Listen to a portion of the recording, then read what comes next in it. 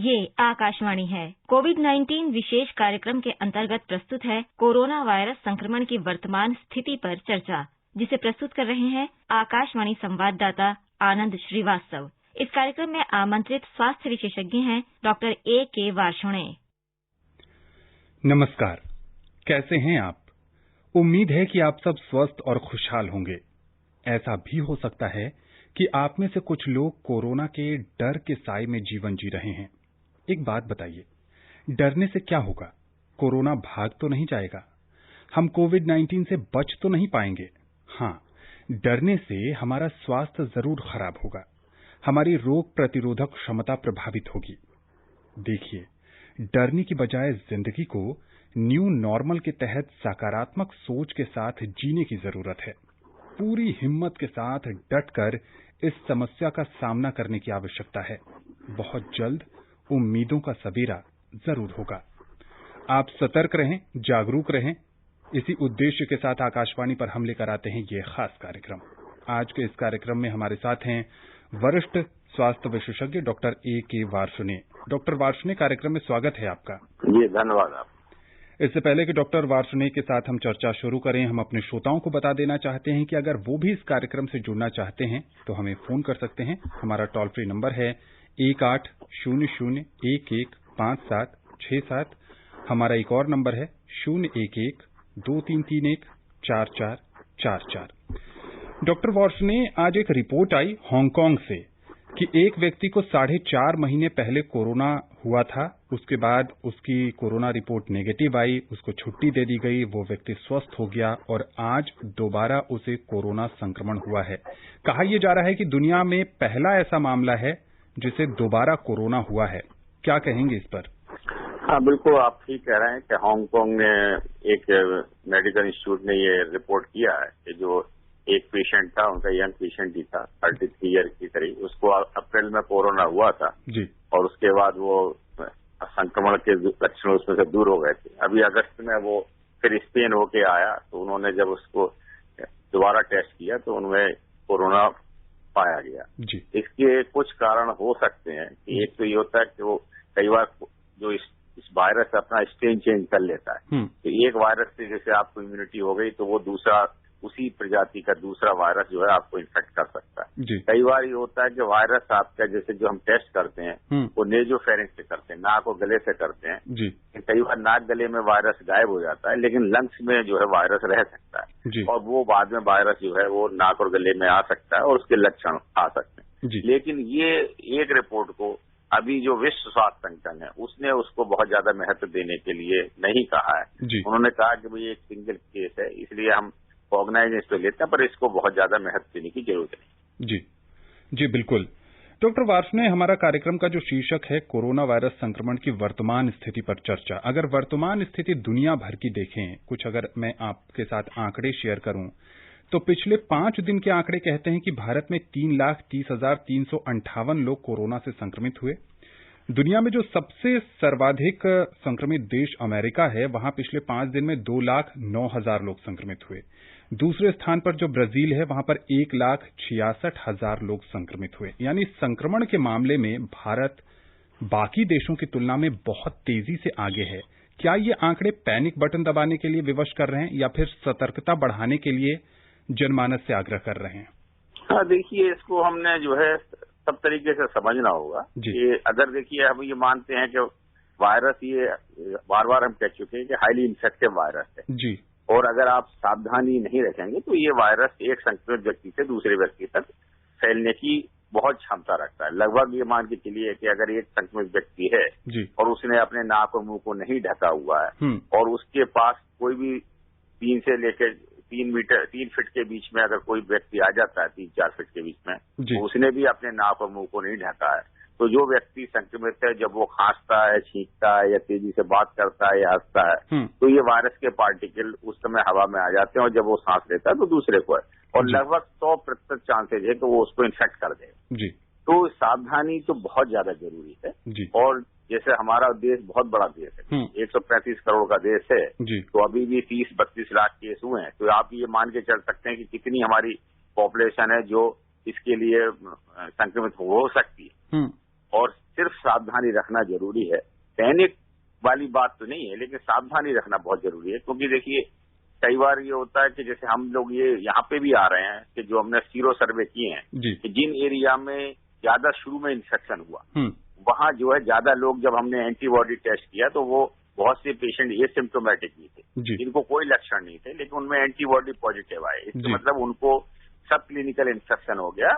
और इस तरीके से ये जो इन्फेक्शन एक कम्युनिटी में ज्यादा फैल जाता है तो इसको धीरे धीरे करके वो हर्ड इम्यूनिटी हम बोलते हैं, तो उस हर्ड में या उस ग्रुप में जो है इम्यूनिटी डेवलप होनी शुरू हो जाती है और इन्फेक्शन का रेट तेजी से नहीं फैलता है। इसीलिए देखिए पिछला, जैसे अगर हम दिल्ली की बात करें तो पिछले जो पहला सीरो सर्वे हुआ था उसमें लगभग 24% लोगों में इम्यूनिटी पाई गई। जब दोबारा सर्वे हुआ अभी पिछले एक वीक पहले तो उसमें लगभग 29% लोगों में पाई। और ये सरकार ने कहा कि हम हर महीने ये सीरो सर्वे करेंगे। इसी तरीके से अगर हम जैसे बॉम्बे की बात करें तो जहाँ धारावी जो एक उनका क्लस्टर है वहाँ पे संक्रमण का रेट लगभग 50% के करीब एंटीबॉडी पाई गई। तो जहाँ पे ये ज्यादा शुरू में केस हो गए वहाँ आप देखेंगे अगर आप तो वो केस अब बहुत कम हो गए, लगभग ना के बराबर हो रहे हैं, क्योंकि जो बाकी लोग हैं वो इम्यूनिटी ज्यादा डेवलप करते हैं, उनमें इन्फेक्शन का रेट कम हो जाता है। लेकिन अभी हमारा देश चूंकि बड़ा है और नई नई जगह, अब जो छोटे टाउन हैं या गांव में भी इसका जो है ना संक्रमण फैल रहा है, तो बहुत ज्यादा जरूरी है कि हम लगातार सावधानियां बरतें।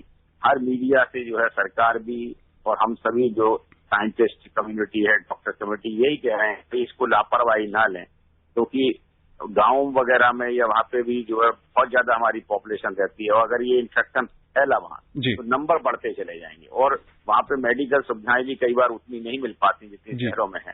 तो बहुत ज्यादा जरूरी है कि हम इसको सावधानी पूर्वक लें और पैनिक में न जाएं, लेकिन एहतियात बरतना बहुत जरूरी है जिससे कि ये संक्रमण कम से कम लोगों में फैल सके।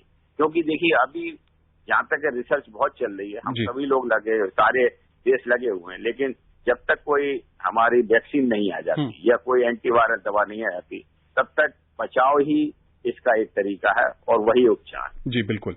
डॉक्टर वार्ष्णेय, आपने सीरो सर्वे की बात की, दिल्ली की बात की, 2 सेरोलॉजिकल सर्वेक्षण हो चुके हैं और तीसरा 1 सितंबर से शुरू हो रहा है। जो दूसरा सीरो सर्वे हुआ था उसके अगर कुछ नतीजों की बात करें तो उसमें ये सामने आया कि जिन जगहों पर ये सर्वे हुआ वहां 5 से 17 वर्ष की आयु के जो बच्चे या किशोर कह सकते हैं उनमें सबसे ज्यादा एंटीबॉडीज पाई गई है 34.7% और 50 साल से ऊपर के जो लोग हैं उनमें 30% के करीब पाई गई है। विश्व स्वास्थ्य संगठन ने भी कहा है कि किशोर और युवा अब बहुत ज्यादा संक्रमित हो रहे हैं। क्या कहेंगे उन लोगों को जो इस एज ग्रुप में हैं, वो किस तरीके की और ज्यादा एहतियात बरतें? हाँ बिल्कुल, देखिए आपकी बात ये ठीक है, क्योंकि होता है कि जो हमारे बुजुर्ग लोग हैं जो 60-65 के हैं उनको शुरू में ही काफी ज्यादा सावधानियां बरतने के लिए बोला गया था, या जिनको कई बीमारियां तो उन्होंने काफी सावधानियां बरती।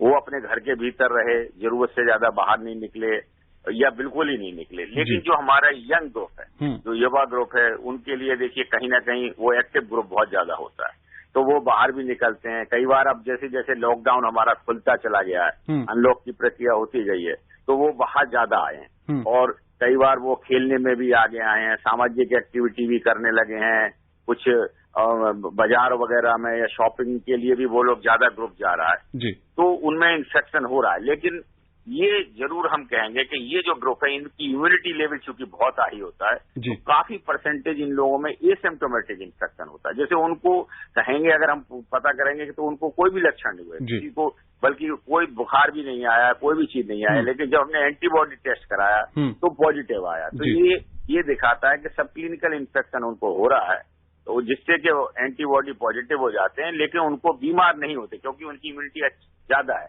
लेकिन एहतियात जरूर हम उनको कहेंगे कि भाई एहतियात बरतें। और सरकार भी, जैसे आप कह रहे हैं कि अभी भी देखिए हमने यंग बच्चों के लिए स्कूल नहीं खोले, कॉलेज नहीं खोले, या जिम्स वगैरह नहीं खोल रहे, या मॉल नहीं खोल रहा है, या स्विमिंग पूल, ये इसीलिए नहीं कर रहे क्योंकि अगर ये सब हम चीजें खोल देंगे तो इन्फेक्शन का रेट और बढ़ जाएगा। तो इस ग्रुप को भी बहुत ज्यादा सावधान रहने की जरूरत है, जो यंग ग्रुप है, कि भाई बाहर जगह जाएं तो जो सावधानियां हैं, क्योंकि कई बार हमने देखा कि बच्चे खेल रहे हैं, वो ना तो मास्क लगाते हैं, ना आपस में मिलना जुलना उनका ज्यादा होता है, फिर वो इन्फेक्शन एक से दूसरे की फैलने की संभावना चली जाती है। जी बिल्कुल।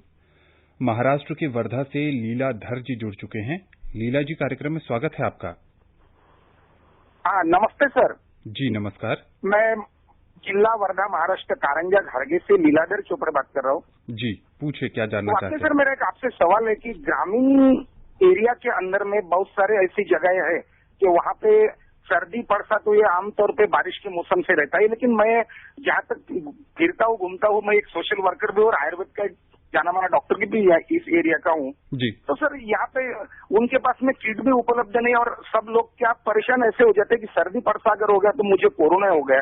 तो इस बारे में क्या आप डिस्कस करोगे, क्योंकि सर ग्रामीण लोग बहुत डरते हैं सर, और डॉक्टरों को भी उतनी ऐसी सुविधा नहीं है, पीपीई किट वगैरह उनके पास नहीं है, फिर भी बेचारे इलाज करे। और हम भी आयुर्वेद की सब सहयोग तो काम करें, उसके ऊपर थोड़ा प्रकाश डालिए सर। ये आपकी बात बिल्कुल ठीक है कि जो साधारण जैसे जुकाम सर्दी हो जाती है उसमें भी बुखार आ सकता है, गले में दर्द हो सकता है, मांसपेशियों में दर्द हो सकता है, सिर में दर्द हो सकता है, और कोरोना के भी खांसी हो सकती है। कोरोना के भी लगभग लक्षण इसी तरीके के होते हैं। इसी से हम देखिए हर एक को यही कह रहे हैं कि भाई एक तो अनावश्यक रूप से अगर आप बारिश का मौसम है तो अनावश्यक रूप से भीगे मत, क्योंकि अगर आप भीग जाएंगे तो फिर आपको जो है वो रेस्पिरेटरी इन्फेक्शन होने की संभावना बहुत बढ़ जाती है। और गांव के लोगों को भी बार बार हम वही कह रहे हैं कि भाई जो 3 चीजें हमने बताई हैं कि भाई आप जो है एक अपना मास्क या मुंह पे मास्क नहीं है, कोई गमछा है, तौलिया है, गांव के लोग कुछ भी रख सकते हैं, रूमाल है, कोई भी चीज से अपना नाक और मुंह ढके रहे। एक सामाजिक दूरी बना के रखें अपना। आप जैसे फील्ड में कोई किसान भाई हमारे काम कर रहे हैं या कहीं पे मजदूर भाई काम कर रहे हैं तो कोई काम से उनको रोकने की जरूरत नहीं है, लेकिन वो ये है कि एक दूसरे के नजदीक ना आए। अगर पॉसिबल है तो 3 से 6 फीट की दूरी बना के रखें। और अपने जैसे हाथ वगैरह चूंकि वो काम करते हैं तो ये ध्यान रखें कि अगर मुंह उन्होंने ढका हुआ है, नाक ढका हुआ है, तो वैसे ही उनके चांसेस कम हो जाते हैं कि गंदे हाथ अपने नाक मुंह में लगाएं। लेकिन अगर इसी वजह से होता तो पहले हाथों को अच्छी तरीके से साबुन वगैरह आजकल देखिए सब जगह मिल जाता है, पानी भी गांव में होता है, तो अच्छी तरीके से हाथों को साबुन और पानी से साफ करें और उसके बाद जो है भोजन करें या अपना हाथ नाक मुंह का। तो ये सावधानियां अगर बरतेंगे तो ही हम उस इन्फेक्शन से बच सकते हैं। हाँ, गांव के में है तो इम्यूनिटी वाली जो चीजें होती हैं, जैसे वहां पे दूध दही उपलब्ध होता है वो खाएं, और हरी सब्जियां खाएं, और मौसम के जो फल हैं वो खाएं, या नींबू है, आंवला है, विटामिन सी जिनमें चीजें वो खाएं, या जैसे आयुष मंत्रालय ने बहुत सी चीजें जो बताई हैं हम लोगों को जो हमारी इम्यूनिटी बढ़ाती हैं, जैसे हल्दी है या और च्यवनप्राश है या बहुत सी जो चीजें हैं उनका सेवन कर सकते हैं। और गांव के लोग जनरली फिजिकली तो ज्यादा एक्टिव होते हैं, इसलिए उनकी इम्यूनिटी लेवल नॉर्मली बहुत अच्छा होता है, लेकिन सावधानियां बरतना उनके लिए भी बहुत आवश्यक। जी बिल्कुल। बड़ौद से महेश शर्मा जी जुड़ चुके हैं। महेश जी, कार्यक्रम में स्वागत है आपका। नमस्कार जी। जी नमस्ते।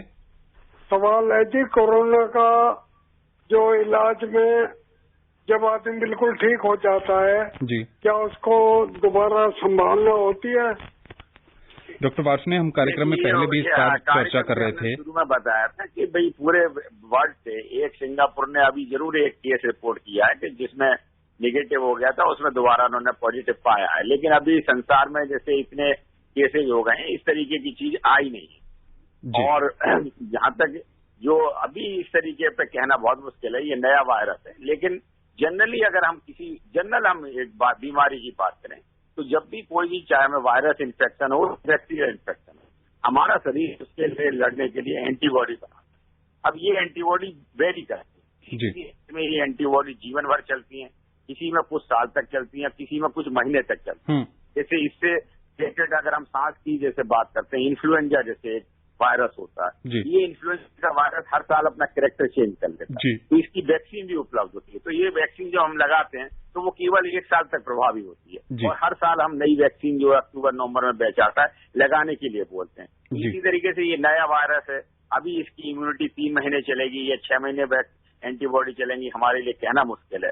और अगर हमारे शरीर में वो एंटीबॉडी खत्म हो जाती है तो दोबारा इन्फेक्शन होने का खतरा जरूर रहता है। इसलिए बार बार हम ये कह रहे हैं कि भाई सावधानियां रखना बहुत जरूरी है जब तक कि ये खतरा टल ना जाए। जी बिल्कुल। बिहार के सीतामढ़ी से सुजीत पाठक जी जुड़ चुके हैं। सुजीत जी, कार्यक्रम में स्वागत है आपका। नमस्कार। नमस्ते सर, इसका वैक्सीन कब तक पब्लिक में आ जाएगा? देखिए, ये तो जो आपका सवाल है ये सारा विश्व आज इसी में लगा हुआ है, और हमारे विश्व स्वास्थ्य संगठन ने जो है वो वर्ल्ड की जो कंट्रोल करते हैं। लगभग वैसे तो काफी 100-125 वैक्सीन की ट्रायल हो रही है, पर मुख्यतः 9 वैक्सीन पे ट्रायल हो रहा है और हमारा देश भी जो है 3 वैक्सीन पे ट्रायल कर रहा है और ऑक्सफोर्ड की वैक्सीन के साथ मिलकर जो है सीरम इंस्टीट्यूट जो है वो काफी आगे है। फेज 2 और फेज 3 की ट्रायल हो रही है और कोवैक्सीन जो वैक्सीन है उसकी भी फेज 1 और फेज 2 की ट्रायल हो रही है। तो कुछ एक रशिया से जरूर बात आई थी कि उन्होंने एक वैक्सीन डेवलप की है जो उन्होंने वहां के लोगों को दी है, लेकिन अभी उन्होंने वो पूरे जो के डाटा थे वो WHO के साथ शेयर नहीं किए हैं। इसलिए अभी और जो हमारी साइंटिफिक कम्युनिटी है या विश्व संगठन है वो उतने उत्साहित नहीं है उनकी वैक्सीन के लिए और सारा संसार इसी उम्मीद में है कि जल्दी से जल्दी वैक्सीन आ जाए। लेकिन मैं पहले भी अपने कई प्रोग्राम में कह चुका हूं कि वैक्सीन के लिए जब भी आए, लेकिन 2 चीजें बहुत जरूरी हैं। एक तो वैक्सीन प्रभावी होनी चाहिए, दूसरे उससे भी ज्यादा जरूरी है कि वैक्सीन की वजह से हमें कोई नुकसान ना हो। जी बिल्कुल, क्योंकि उसकी सेफ्टी बहुत ज्यादा जरूरी है। कहीं ऐसा ना हो कि हमने वैक्सीन दी तो और वो पेशेंट जो कि बिल्कुल ठीक है और उनको कोई सीरियस बीमारी डेवलप हो गई या उनको इन्फेक्शन डेवलप हो गया। तो इसलिए जब तक कि वैक्सीन की प्रभावीपन और सेफ्टी पे पूरे डाटा ना आ जाएं तब तक जल्दबाजी में वैक्सीन लाना भी खतरनाक हो सकता है। लेकिन उम्मीद की जा रही है कि इस साल के अंत में या अगले साल के शुरू में शायद कोई अच्छी इफेक्टिव वैक्सीन जो कि प्रभावी भी होगी और जिसका नुकसान भी ना होगा वो हम लोगों को विश्व समुदाय को मिल सके। जी बिल्कुल। गुरुग्राम से अशोक कुमार जी हैं। अशोक जी, कार्यक्रम में स्वागत है आपका। नमस्कार सर। नमस्ते डॉक्टर साहब को नमस्कार सर। जी नमस्कार सर। मुझे कुछ अपने ऊपर ऐसा महसूस हुआ है कि सर मैं किसी कोरोना मरीज के संपर्क में आया हूँ सर जी। तो मैंने अपने आप को क्वारंटाइन कर लिया है जी आज से। और सर तो मैं ये जानना चाहता हूँ सर इस चीज के लिए मुझे क्या खाना चाहिए, क्या पीना चाहिए और सर कोई टैबलेट वगैरह भी लेनी होंगी या कुछ क्या करना होगा सर? दूसरा सवाल नहीं, देखिए बहुत अच्छा सवाल है। अगर देखिए आप संपर्क में आए हैं और आपने आइसोलेट कर लिया है तो ये अभी के लिए तो प्रभावी है। सिर्फ आपको यही देखना है कि आपको कोई लक्षण तो नहीं डेवलप हो रहे जी। आपको कोई बुखार तो नहीं आ रहा, कोई जैसे नए लक्षण, कोई जिसके जो लक्षण हम बार बार कहते हैं कि बुखार आना, खांसी आना, मांसपेशियों में दर्द होना या सांस लेने में कोई तकलीफ होना, छाती में दर्द होना, अगर आपको कोई लक्षण आते होगी इसका जो अगर देखिए हम ये मान के चलें कि आपको ये इन्फेक्शन हो गया होगा जी। तो इसका इंक्यूबेशन पीरियड इस बीमारी का 2 से लेकर 14 दिन तक होता है और एवरेज इंक्यूबेशन पीरियड 5-6 दिन तक होता है। ज्यादातर लोगों में अगर उनको इन्फेक्शन पहुंच गया तो 5-6 दिन में लक्षण आ जाते हैं, मोस्टली 10 दिन के भीतर लक्षण आ जाते हैं। और सरकार की भी ये गाइडलाइन है जो आजकल हम कहते हैं कि भाई अगर पॉजिटिव है, मतलब ये तो आपका तो अभी पॉजिटिव ही नहीं है, जिनमें पॉजिटिव भी होता है उनमें भी सरकार आइसोलेशन के लिए कहती है अगर साधारण लक्षण है। हाँ, ये जरूर है कि वहां पे मॉनिटर करने को कहते हैं कि भाई अगर आपको बहुत तेज बुखार होने लगा या सांस लेने में तकलीफ होने लगी है और कई बार पल्स ऑक्सीमीटर एक इंस्ट्रूमेंट होता है जिससे हम ऑक्सीजन लेवल नापते हैं, अगर वो ऑक्सीजन लेवल आपका 95% से ऊपर रहता है तो फिर आपको कुछ करने की जरूरत नहीं। लेकिन चूंकि अभी आपका केस हम पॉजिटिव नहीं मानेंगे तो कोई और दवा लेने की जरूरत नहीं है। सिर्फ अपने को आइसोलेट रखें, अपने घर वालों से अपने को अलग रखें, अच्छा भोजन करें जिसमें इम्यूनिटी बढ़ाने वाली चीजें जो हम बार बार कहते हैं वो करें। हाँ, कोई भी लक्षण अगर आपको डेवलप हो जाते हैं 5 से 10 दिन के भीतर तो तुरंत ही नजदीकी स्वास्थ्य केंद्र से अपने जाएं और वहां पर रिपोर्ट करें। जी बिल्कुल। महाराष्ट्र से अरुण जी जुड़ चुके हैं। अरुण जी, कार्यक्रम में स्वागत है आपका।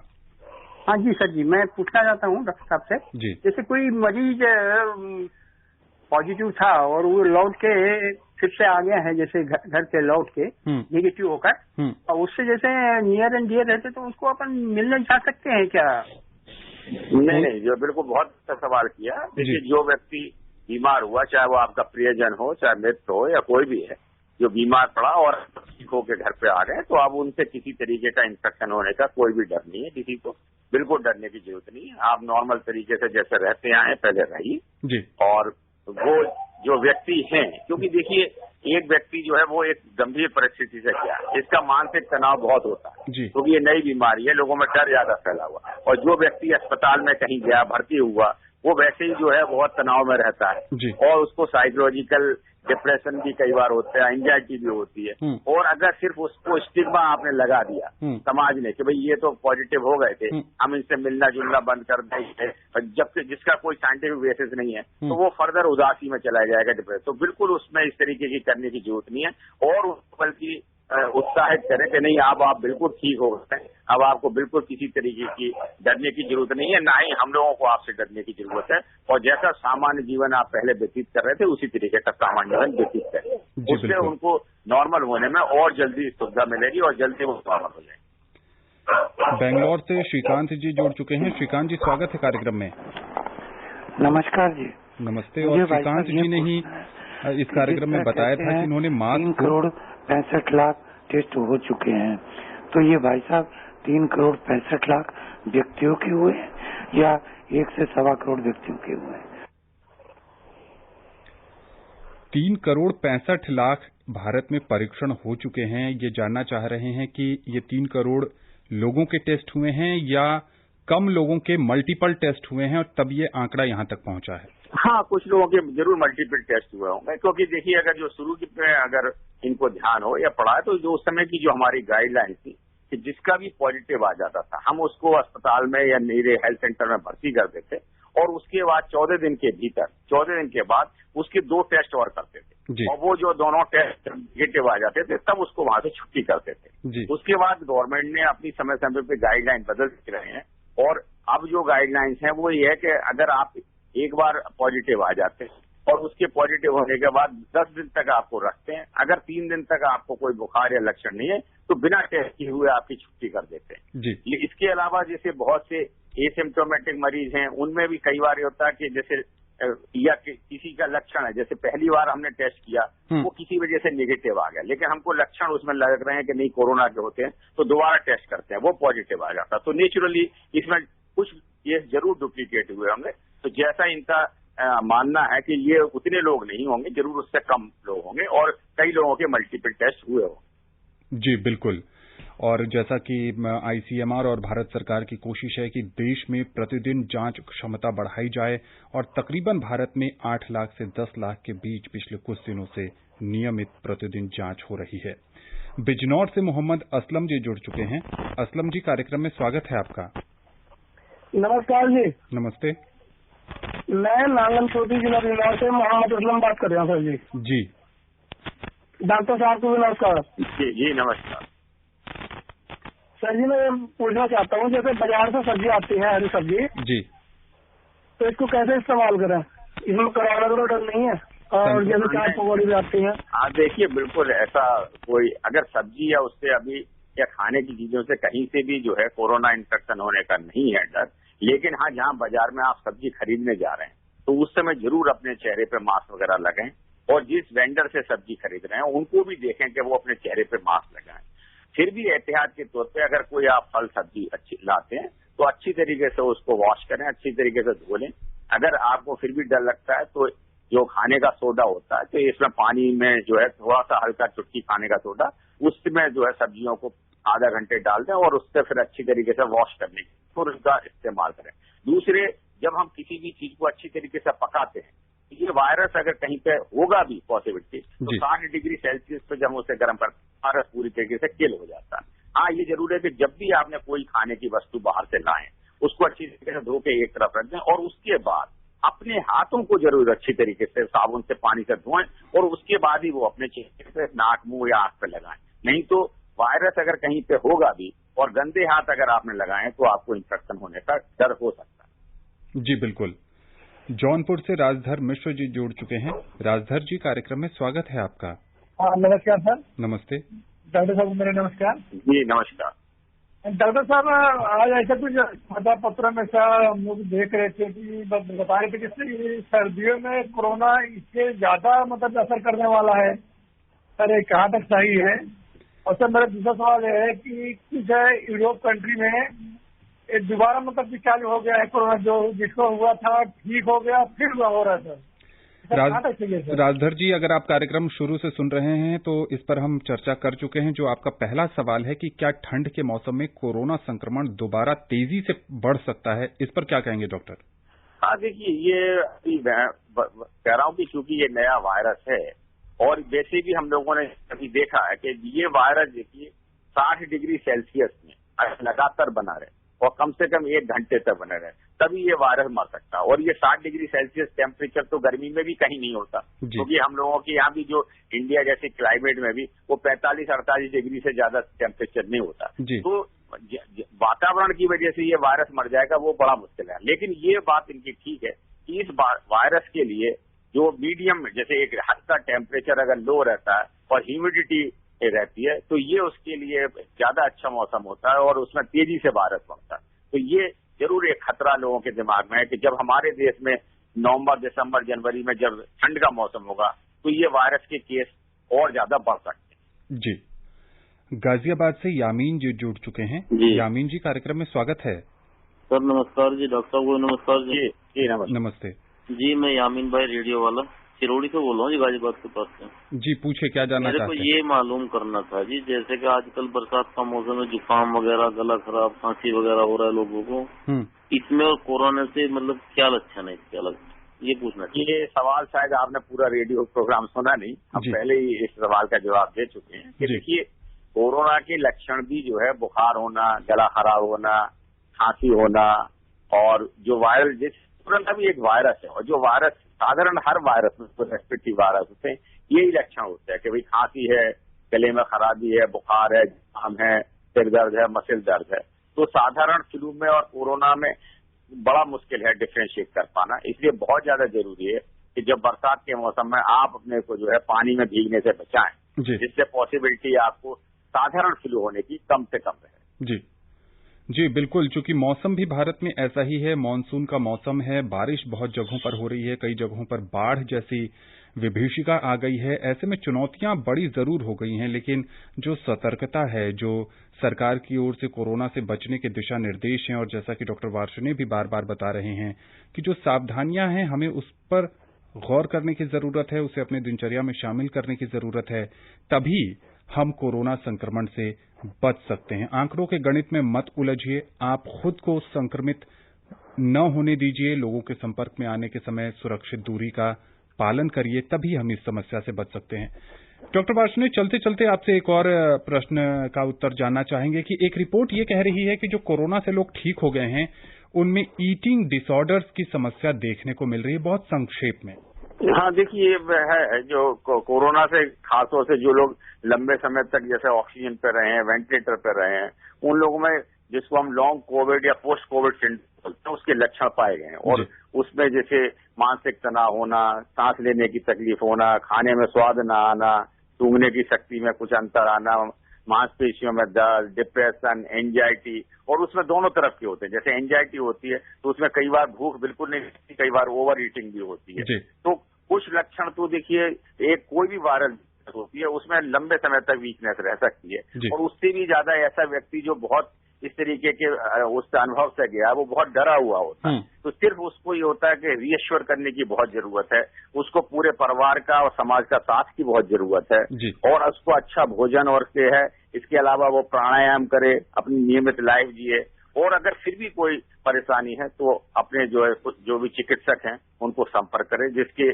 उसको दूर करा सके। और प्राणायाम करने से या अच्छा भोजन खाने से और समाज के सब लोगों से नॉर्मल तरीके से व्यतीत करने से उसकी जो एंजाइटी और डिप्रेशन है वो भी दूर होती है। जी बिल्कुल।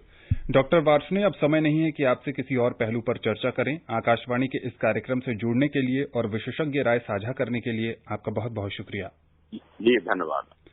तो जैसा कि डॉक्टर वार्ष्णेय बता रहे हैं कि सोशल डिस्टेंसिंग जरूरी है, लेकिन कोरोना से ठीक होकर आए लोगों के साथ हमें मानवीय और भावनात्मक रूप से जुड़ाव भी रखना बहुत जरूरी है ताकि वो आने वाली जिंदगी को अच्छे से जी सकें। आप सब स्वस्थ रहें, खुशहाल रहें और सरकारी दिशा निर्देशों का पालन करते रहें।